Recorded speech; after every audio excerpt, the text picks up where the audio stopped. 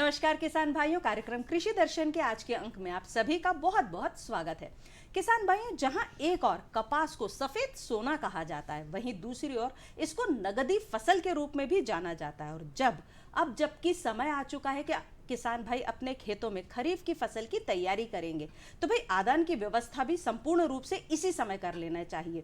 और अगर हम कपास की खेती की बात करें तो किस प्रकार से बीजोपचार करें, कैसे खेत की तैयारी करें, किस प्रकार से उन्नत प्रजातियों का चयन करें, साथ ही साथ कौन कौन से उर्वरक डालने चाहिए, कीटनाशकों की व्यवस्था, सब कुछ अगर मिलाया जाए तो कपास की उन्नत खेती कैसे करेंगे किसान भाई, ये होता है समायोजित करके विषय। तो चलिए इसी विषय की जानकारी लेते हैं आज के अंक में। आज के अंक में आपको इस विषय की जानकारी देने के लिए आज हमारे साथ उपस्थित हैं हमारे विशेष अतिथि, जो कि डॉक्टर दिनेश कुमार पालीवाल। ये वैज्ञानिक हैं कृषि महाविद्यालय खंडवा से। नमस्कार सर, बहुत बहुत स्वागत है आपका।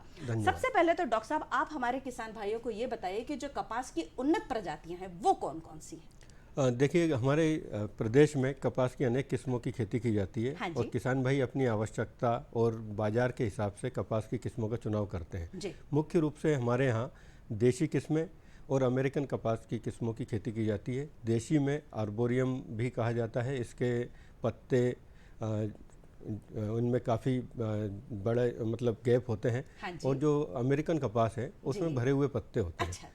इन्हीं में अमेरिकन कपास में बीटी और नॉन बीटी दोनों तरह की किस्में होती है। हमारे किसान भाई जानते हैं कि बीटी में जो डेंडू छेदक या बालवार्म कीट है वो कम आता है, उसका प्रकोप ना के बराबर होता है। और इसमें भी दो तरह के होते हैं, BG1 और BG2। BG1 में आमतौर पर सभी जो डेंडू छेदक कीट हैं उनके लिए प्रतिरोधकता होती है, और BG2 में स्पोडोप्टेरा के लिए प्रतिरोधकता होती है। तो इन किस्मों में हमारे पास जो आमतौर पर नॉन बीटी किस्में हैं उनमें सूरज, हाइब्रिड 8 और JK5, खंडवा 4 ये किस्में हैं। जवाहर ताप्ती भी एक प्रमुख किस्म है, इसकी खेती हमारे किसान भाई कर सकते हैं। साथ ही जो बीटी किस्में हैं उसमें अनेक किस्में निजी कंपनियों की उपलब्ध है, जिनका चुनाव हमारे किसान भाई अपनी आवश्यकता के अनुसार कर सकते हैं। जी डॉक्टर साहब, लगातार देखने को ये मिल रहा है कि किसान भाइयों में जो लोकप्रियता है, जो देसी किस्में उसकी लगातार घटती जा रही है और जो अमेरिकन किस्में उसकी बढ़ती जा रही है, तो इसका प्रमुख जो कारण है वो क्या है? देशी किस्म हमारे यहाँ सदियों से उनकी खेती होती आ रही थी। इनमें कम संसाधनों में अच्छा उत्पादन देने की क्षमता है, परंतु आजकल डिमांड होती है अच्छी क्वालिटी के कपास की। तो इनसे जो कपास प्राप्त होता था उसमें रेशे की लंबाई और गुणवत्ता थोड़ी सी अमेरिकन कपास की तुलना में उतनी अच्छी नहीं होती, इसलिए इनका बाज़ार में भाव और मांग कम होती है। इसी कारण हमारे किसान भाई जो है देशी किस्मों की जगह अमेरिकन कपास की किस्मों की खेती कर रहे हैं। परंतु देशी किस्मों में भी अब अनेक अच्छी किस्में उपलब्ध हैं, जिनमें रेशे की गुणवत्ता, लंबाई काफ़ी अच्छी है, जिसका हमारे किसान भाई खेती करके अच्छा उत्पादन और अच्छी आय उनसे प्राप्त कर सकते हैं। जी डॉक्टर साहब, जैसे कि हम हमेशा से ही अपने कार्यक्रम में भी समझाते हैं कि गहरी जुताई करनी चाहिए, खेत की तैयारी संपूर्ण रूप से करनी चाहिए। तो गहरी जुताई का क्या महत्व है और खेत की तैयारी किस प्रकार से किसान भाई करेंगे? खेत की तैयारी कपास की फसल की अच्छी वृद्धि और अच्छे उत्पादन के लिए सबसे महत्वपूर्ण कारक है। आमतौर पर जब हम कपास की खेती करते हैं तो बुआई के पहले ही हमें मिट्टी को इस तरह से तैयार करना चाहिए कि अंकुरण अच्छा हो, जड़ों का प्रवेश अच्छा हो और पौधे की बढ़वार अच्छी हो। तो हमें प्रति 3 वर्ष कम से कम एक बार ग्रीष्मकालीन गहरी जो जुताई है वो करना चाहिए मिट्टी पलटने वाले हल से, और उससे मिट्टी को भुरभुरा बना लेना चाहिए। लेकिन आमतौर पर जो सिंचित दशा में कपास की खेती करते हैं, जो मई में करते हैं, उन्हें उतना पर्याप्त समय नहीं मिल पाता है, परंतु जो असिंचित दशा में करते हैं उनके लिए ये आवश्यक हो जाता है। और 3 साल में एक बार तो ये आवश्यक रूप से करना ही चाहिए।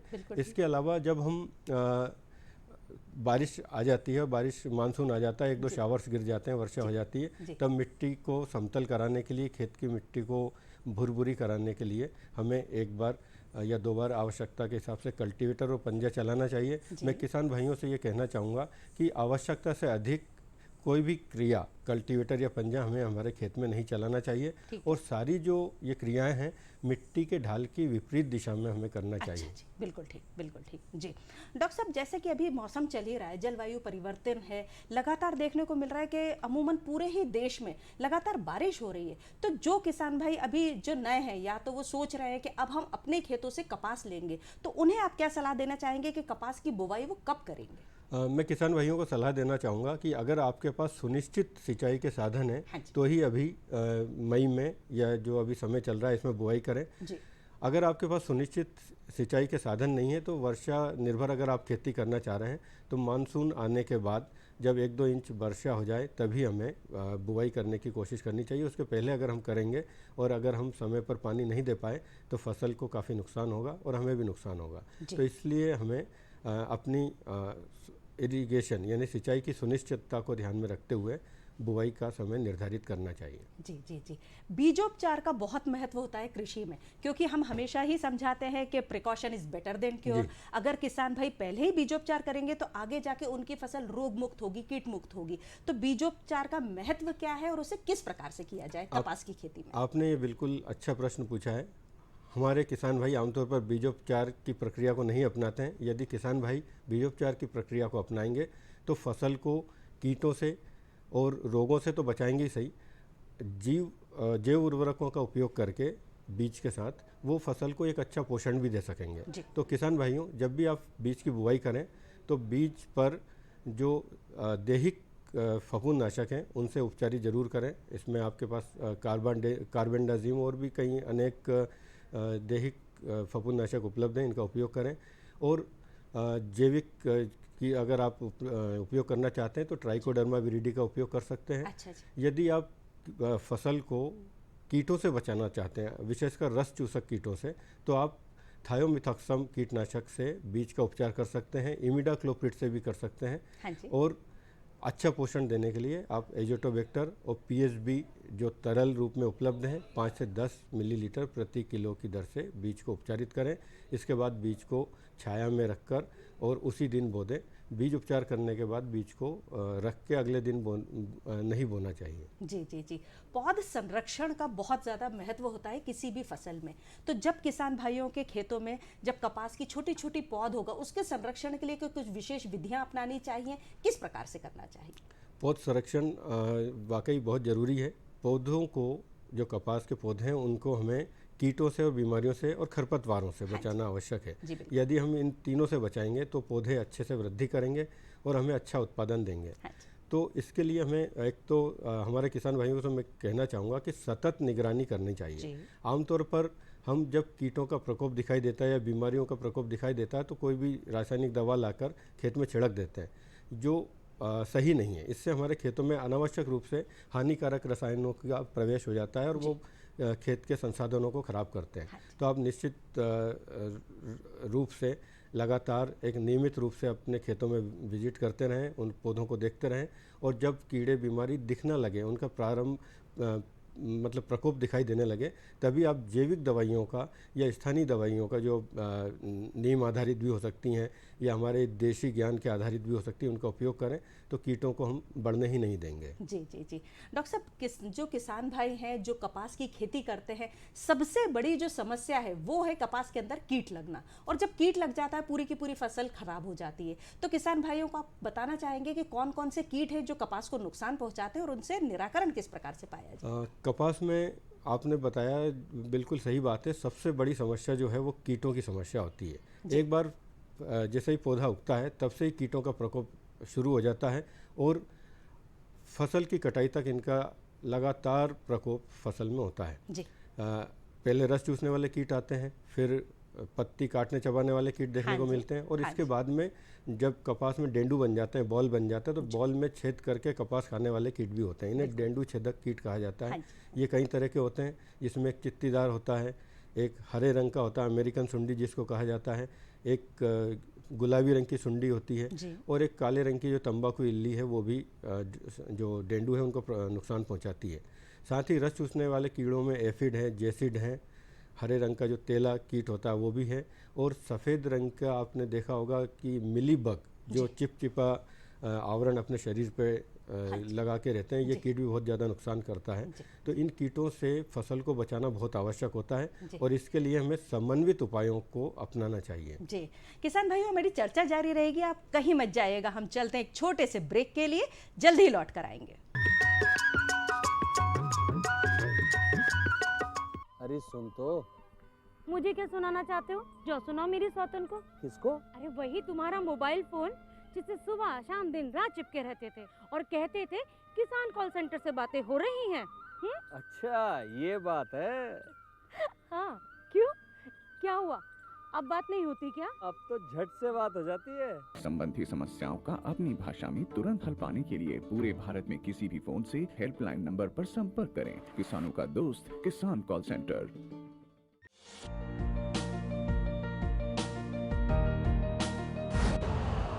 यूरिया का स्वदेशी उत्पादन 70 लाख टन बढ़ाने के लिए 6 उर्वरक संयंत्रों का उद्धार किया जा रहा है। FCIL के गोरखपुर, सिंदरी, तलचर और रामागुंडम संयंत्र, HFCL की बरौनी इकाई और BVFCL की नामरू फोर्थ। सोने पर सुहागा ये है कि देश में अब बनेगा सिर्फ नीम लेपित यूरिया, क्योंकि इससे होगा किसानों का फायदा ही फायदा। अनाज का उत्पादन 10% तक बढ़ेगा।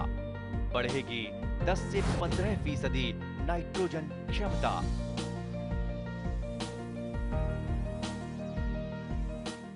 किसान भाइयों, ब्रेक के बाद आप सभी का एक बार फिर से बहुत बहुत स्वागत है। आज की तारीख में हम जो चर्चा कर रहे हैं वो है कपास की उन्नत खेती किसान भाई किस प्रकार से करें, और इस विषय में जानकारी देने के लिए आज हमारे साथ उपस्थित है हमारे विशेषज्ञ जो कि डॉक्टर दिनेश पालीवाल। डॉक्टर साहब, हम आपसे बात कर रहे थे कि कपास में बहुत सारे जो कीट है वो लग जाते हैं और पूरी की पूरी फसल को नुकसान पहुंचाते हैं, तो आपने बताया बहुत सारे कीट है, अब इनसे निराकरण किस प्रकार से पाया जाएगा?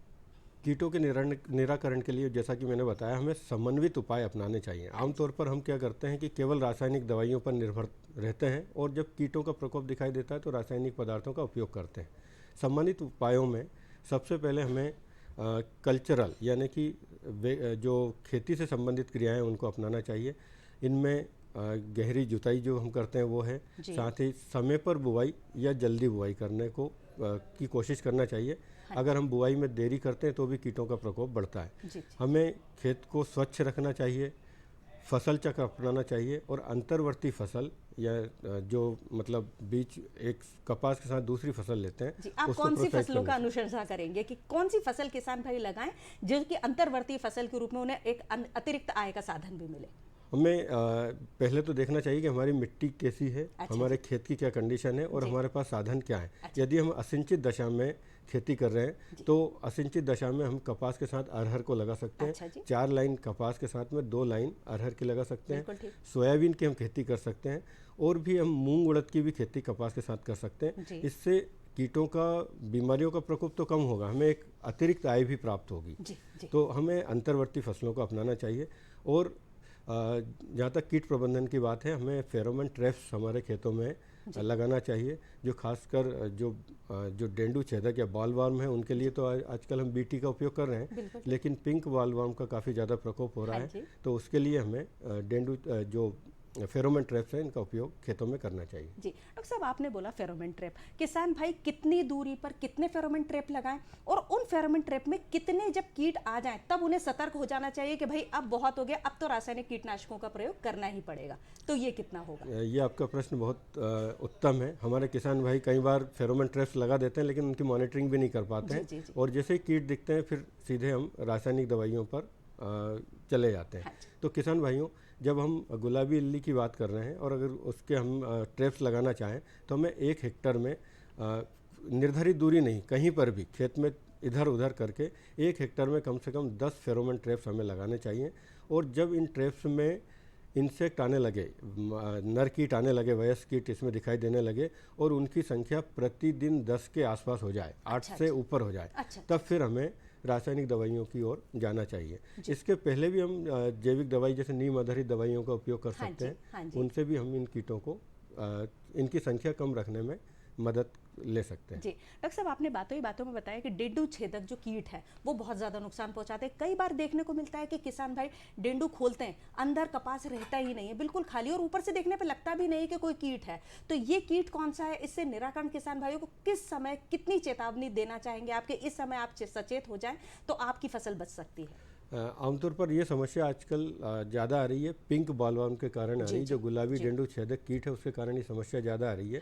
इसमें जब डेंडू बनना चालू होता है फूल की अवस्था में ही, और जैसे ही अपना डेंडू या बॉल बनना स्टार्ट होता है उसी समय इसकी इल्ली डेंडू के अंदर प्रवेश कर जाती है छेद बनाते हुए, और धीरे धीरे वो छेद बंद हो जाता है। तो हमें जो बाहर से जो बॉल है वो तो ऐसा लगेगा कि स्वस्थ बाल है, जब लेकिन हम उसको फूटने का इंतजार करते हैं, उसको तोड़ के देखते हैं तो उसके अंदर हम देखते हैं कि उसके अंदर कोई रेशा नहीं बचा है, और पूरा जो रेशा और बॉल जो है अंदर से सड़ गया है। तो इसी कंडीशन में हमें बहुत ज़्यादा नुकसान होता है।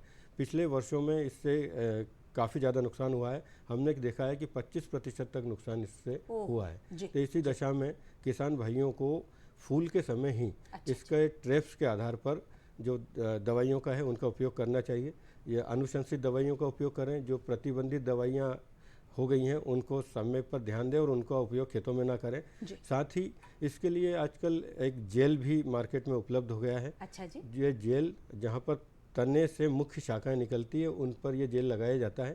1 एकड़ के कपास के लिए 125 ग्राम जेल पर्याप्त होता है। जैसे ये ट्यूब के रूप में आएगा, ट्यूब के रूप में आएगा जी। और इसका जब आप उपयोग करेंगे तो ये नर जो कीट हैं उनको दिग्भ्रमित कर देता है, जिससे वो मादा के साथ संयुग्मन नहीं होता है और फिर कीटों की संख्या नियंत्रित रहती है। जी जी जी। जब किसान भाई बीजों की बुवाई करते हैं उस समय खाद की और उर्वरक की मात्रा क्या कुछ अनुशंसित मात्रा में डालना चाहिए? क्योंकि किसान भाई अंधाधुंध डाल देते हैं, उससे उसमें कोई दो राय नहीं है कि उनकी खुद का स्वास्थ्य हो, जमीन का स्वास्थ्य हो, पर्यावरण का स्वास्थ्य हो, सभी कुछ खराब होता है। तो कितनी मात्रा में डालना चाहिए? मिट्टी से स्वस्थ रखते हुए मिट्टी को अच्छा उत्पादन लेने के लिए आवश्यक है कि हम जो रासायनिक उर्वरक हैं उनका उपयोग भी बहुत संतुलित मात्रा में करें।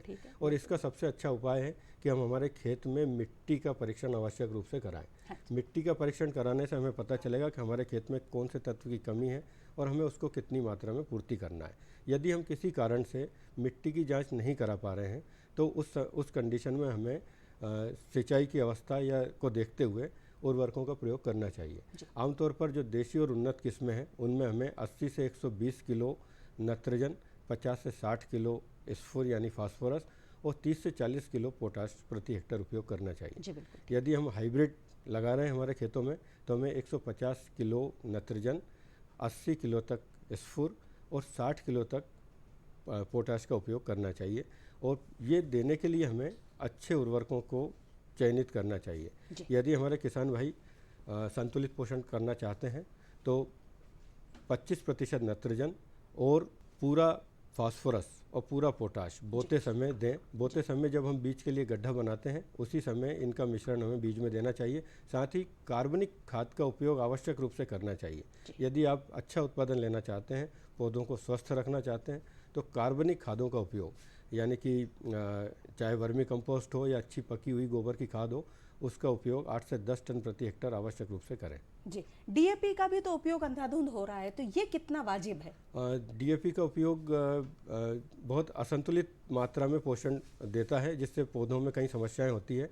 आमतौर पर हमारे किसान भाई क्या करते हैं कि बोने के पहले सिंगल सुपर फास्फेट का उपयोग खेत में करते हैं, जिसमें फास्फोरस की मात्रा होती है, और बोते समय डीएपी का उपयोग करते हैं और खड़ी फसल में भी डीएपी का उपयोग करते हैं। तो इससे फास्फोरस हमारे खेतों में काफ़ी ज़्यादा पहुंच जाता है। ज़्यादा मात्रा में पहुंचने के कारण फास्फोरस अन्य पोषक तत्वों की उपलब्धता भी कम करता है और मिट्टी को भी कड़क बनाता है। तो हमें फास्फोरस की जो पूर्ति है उसको नियमित करना चाहिए, मिट्टी के आधार पर ही करना चाहिए, और पोटेशियम का उपयोग अवश्य करना चाहिए। तो मैं किसान भाइयों आपसे अनुरोध करूंगा कि आप डीएपी के स्थान पर एनपीके 12-32-16 या 10-26-26 का उपयोग करें और ये मिट्टी की जांच के आधार पर ही इनकी मात्रा का उपयोग करें। जी। चलते चलते आप हमारे किसान भाइयों को जल्दी से कुछ सलाह अगर देना चाहें। मैं किसान भाइयों को सलाह देना चाहूँगा कि संतुलित पोषण जिसमें जैव उर्वरक और कार्बनिक खादें इनका उपयोग आवश्यक रूप से करें। साथ ही आप जब कीट नियंत्रण या रोग नियंत्रण की बात करें तो समन्वित उपाय अपनाएं, समय पर बुवाई करें, उचित दूरी पर बुवाई करें और खेत में साफ़ सफाई रखें। जब नींदा आप निकालते हैं उनको खेत में अलग ले जाके उनको खाद बनाने में उपयोग करें तो निश्चित रूप से आप कपास की खेती में लागत को कम रखते हुए अच्छी आय प्राप्त कर पाएंगे। जी। डॉक्टर साहब आप आए हमारे स्टूडियो में और हमारे किसान भाइयों को इतनी रोचक जानकारी दी। मुझे लगता है इसको अपनाकर आगे वाले समय में हमारे किसान भाई बहुत लाभ अर्जित करेंगे। नमस्कार। नमस्कार, धन्यवाद। किसान भाइयों, अब समय हो चला है खबरें खेती की सुनने का। नमस्कार किसान भाइयों, खबरें खेती में आपका बहुत स्वागत है। आइए सबसे पहले नजर डालेंगे प्रमुख खबरों पर। कृषि क्षेत्र में तकनीक का समर्थन, millets experience centre launch, centre for excellence बनेगा हरदा में, किसानों को मिलेगी भरपूर बिजली और बकरी पालन में रखें इन बातों का ध्यान। आइए सबसे पहले बात करेंगे कृषि क्षेत्र में तकनीक के समर्थन की। केंद्रीय कृषि एवं किसान कल्याण मंत्री नरेंद्र सिंह तोमर ने कहा कि भविष्य की जरूरतों व चुनौतियों को देखते हुए जरूरी है कृषि क्षेत्र में तकनीक को समर्थन मिले। श्री तोमर नई दिल्ली में आयोजित राष्ट्रीय कृषि सम्मेलन में बोल रहे थे। उन्होंने कहा कि जैसे जैसे टेक्नोलॉजी बढ़ेगी, खेती में काम करना आसान होगा, मेहनत कम होगी व ज्यादा मुनाफे की स्थिति बन सकेगी। इससे आने वाली पीढ़ियों का भी खेती के प्रति रुझान बढ़ेगा। इसके लिए भारत सरकार ने कई योजनाएं बनाई हैं। केंद्रीय मंत्री ने कहा कि केंद्र और राज्य सरकारों के साथ मिलकर काम करने की वजह से हम खाद्यान्न, दलहन तिलहन के उत्पादन, उद्यानिकी, निर्यात सहित तमाम सेक्टरों में आज अच्छी अवस्था में खड़े हैं। आज आवश्यकता इस बात की है कि खेती मुनाफे की गारंटी दे। अगर ऐसा नहीं होगा तो आने वाली पीढ़ियां खेती के क्षेत्र में काम करने नहीं आएंगी। उन्होंने कहा कि वर्तमान में अच्छे बीजों की उपलब्धता, सिंचाई के साधन, बिजली की उपलब्धता आदि की वजह से अच्छे उत्पादन को देखकर खुशी होती है। वहीं अब कृषि का डाटा तैयार करने की दिशा में भी कदम बढ़ाते हुए भारत सरकार डिजिटल एग्री मिशन पर काम कर रही है।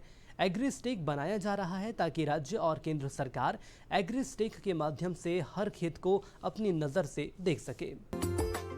Millets experience centre launch. Millets के प्रति जागरूकता बढ़ाने और आम जनता के बीच इसे प्रोत्साहन देने के उद्देश्य से दिल्ली हाट में पहले मिलेट्स एक्सपीरियंस सेंटर का शुभारंभ किया गया है। इस अवसर पर केंद्रीय कृषि मंत्री नरेंद्र सिंह तोमर ने कहा कि भारत मोटा अनाज के लिए एक वैश्विक हब बनने की ओर अग्रसर हो रहा है। उन्होंने कहा कि MEC की स्थापना इसी दिशा में एक आगे बढ़ता हुआ कदम है। श्री तोमर ने कहा कि दिल्ली के मध्य में स्थित दिल्ली हाट दुनिया भर के आगंतुकों के लिए एक राष्ट्रीय और सांस्कृतिक केंद्र है। यहाँ स्थित MEC स्थानीय बाजार की वैश्विक पहुंच में मदद करेगा और आगंतुकों को भारत के मिलेट्स आंदोलन को देखने का अवसर प्रदान करेगा। मोटा अनाज के लिए साल भर चलने वाले समारोह में बाजरे की खेती के पर्यावरणीय फायदे और आर्थिक लाभों के बारे में भी जागरूकता पैदा करने की कई गतिविधियां की जाएंगी। सेंटर ऑफ एक्सीलेंस बनेगा हरदा में। देश में किसानों की आमदनी एवं बागवानी फसलों की पैदावार बढ़ाने के लिए सरकार द्वारा नई तकनीकों के उपयोग को बढ़ावा दिया जा रहा है। इसी कड़ी में मध्य प्रदेश के हरदा जिले के बोड़गांव में इजराइल के सहयोग से सेंटर फॉर एक्सीलेंस स्थापित किया जाएगा। किसान कल्याण एवं कृषि विकास मंत्री कमल पटेल ने कहा कि फल एवं सब्जी उत्पादन के लिए इजराइल की अत्याधुनिक उन्नत तकनीक का उपयोग किया जाएगा। इसके लिए सरकार ने बोड़गांव में 35,000 हेक्टेयर भूमि आवंटित कर दी है। इस सेंटर की स्थापना से कृषि एवं उद्यानिकी के क्षेत्र में जिले के किसानों को उन्नत एवं आधुनिक तकनीक से खेती करने की जानकारी सहज ही उपलब्ध हो सकेगी। मध्य प्रदेश में इजराइल के सहयोग से पूर्व में भी छिंदवाड़ा एवं मुरैना जिले में सेंटर ऑफ एक्सीलेंस स्थापित किए गए हैं। किसानों को मिलेगी भरपूर बिजली। गृह मंत्री नरोत्तम मिश्रा ने कृषि उपज मंडी दतिया में 2 विद्युत उपकेंद्रों का शिलान्यास किया है। 6 करोड़ 20 लाख रुपए की लागत से बनने वाले इन विद्युत उपकेंद्रों के बनने से किसानों और ग्रामीण जनता को लाभ मिलेगा। इस मौके पर श्री मिश्रा ने कहा कि सरकार सभी के लिए विद्युत की निर्बाध आपूर्ति के लिए प्रतिबद्ध है। उन्होंने कहा कि दतिया में विद्युत आपूर्ति के लिए 197 करोड़ रुपए की लागत से काम किए जा चुके हैं। ग्रामीण क्षेत्रों में अटल ज्योति योजना में 24 घंटे विद्युत पहुंचाई जा रही है। उन्होंने कहा कि सरकार ग्रामीण उपभोक्ताओं और किसानों को लाभ पहुंचाने के लिए लगातार काम कर रही है। बकरी पालन में रखें इन बातों का ध्यान। देश में बकरी पालन ग्रामीण क्षेत्रों में रोजगार के साथ ही दैनिक आय का भी एक अच्छा जरिया है। बकरी पालन जहां कम लागत में शुरू किया जा सकता है, वहीं इससे कम समय में अच्छी आमदनी भी प्राप्त की जा सकती है। बकरी की प्रजाति का चुनाव स्थानीय वातावरण को ध्यान में रखकर करना चाहिए। संभव हो तो बकरी का बाड़ा पूर्व से पश्चिम दिशा में ज्यादा फैला होना चाहिए। रोग मुक्त रखने के लिए समय समय पर चूने का छिड़काव करना चाहिए। जन्म के 1 सप्ताह के बाद मेमने और बकरी को अलग अलग रखना चाहिए। एक वयस्क बकरी को उसके वजन के अनुसार रोजाना 1 से 3 किलोग्राम हरा चारा, आधे से 1 किलोग्राम भूरा और 1.5 से 400 ग्राम दाना रोजाना खिलाना चाहिए। और इसी के साथ किसान भाइयों, खबरें खेती में आज के लिए इतना ही। मुझे दीजिए इजाजत। नमस्कार। किसान भाइयों, ये तो था हमारा आज का अंक। आज के अंक के माध्यम से हमने आपको बताया कि कपास की उन्नत खेती आप कैसे करें। अगर आप हमारा आज का ये अंक देखना भूल गए हो तो कल सुबह 7:30 पर पुनः प्रसारण आप देख सकते हैं। अगले अंक में फिर होगी मुलाकात कुछ अन्य कृषि संबंधित जानकारियों के साथ। तब तक के लिए हमें आज्ञा दीजिए। नमस्कार।